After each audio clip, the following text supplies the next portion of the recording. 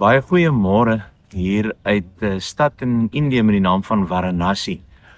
Ek is hier saam met 'n groep, so met 'n uitreik na 'n gemeente toe, 'n kerk wat ons altyd hier in Indië besoek en met ons wie ons al 'n tyd saamwerk. Ek ken hulle vir 13 jaar. Die eerste keer wat ek in hierdie gemeente besoek het. En hier in Indië word 'n mens baie keer bewus van goed in jou eie lewe wat jy nie altyd ondersoek het as jy by die huis is nie. En een daarvan is afgoderry. Mense sal baie maklik sê ek oortree nie die tweede gebod van afgoderry nie, want ek buig nie voor beelde nie.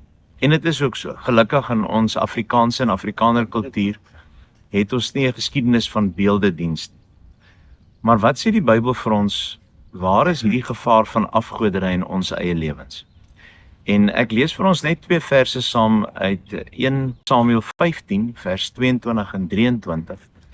En die agtergrond van hierdie gedeelte is waar die Here vir koning Saul sê om 'n koning te gaan straf met al sy mense. En dan is hy nie gehoorsaam nie en hy doen dit nie soos die Here vir hom sê om dit te doen nie.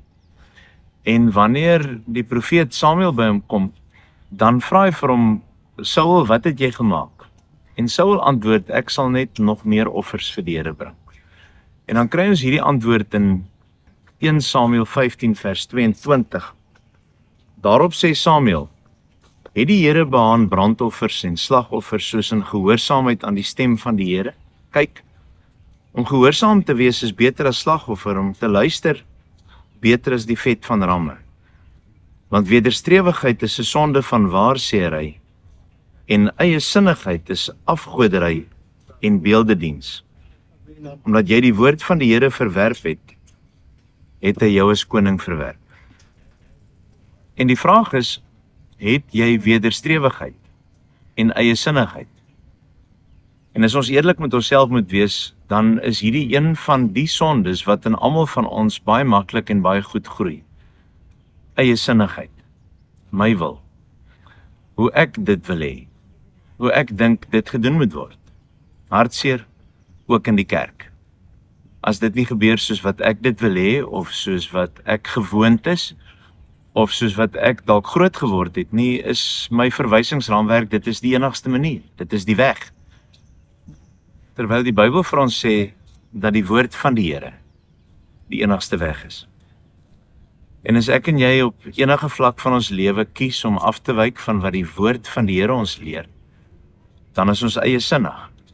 En al gebruik ons verskoning soos, ek is ook maar net mens, alle mense maak foute, as jy in glashuise bly, moenie klippe gooi nie, en watter verskoning ons ook al gebruik om verkeerde dinge te doen, dan is ons eie sinnig, ons is opstandig, ons het rebellie in ons, want ons staan op teen die woord van die Here.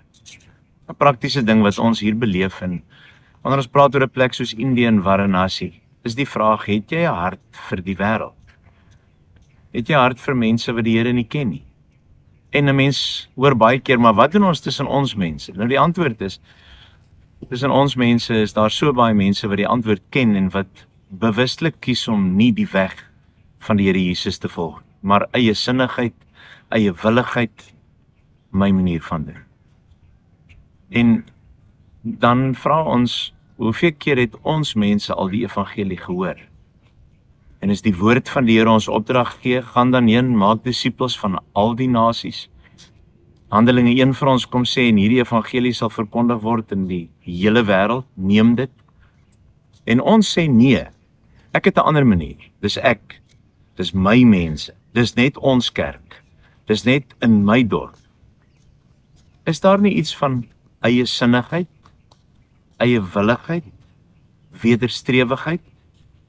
En kom ons noem dit nou maar, ongehoorsaamheid aan God se woord, en daarmee saam, ongehoorsaamheid aan God self. Het jou eie willigheid en wederstrewigheid nie dalk by jou ook afgodsdiens geword? Kom ons bid saam. Onse Vader wat in die hemel is, dankie vir u woord, en ons bid dat u ons deur die woord sal aanspreek, en dat ons sal hoor, dat ons hart en ons verstand oop sal wees, om te hoor waar u vir ons wys op ons eie afgoderry. Ons is jammer daaroor, ons bely dit voor u, En ons bid dat U vir ons vergifnis sal hê. In die naam van die Here Jesus. Amen. Totsiens.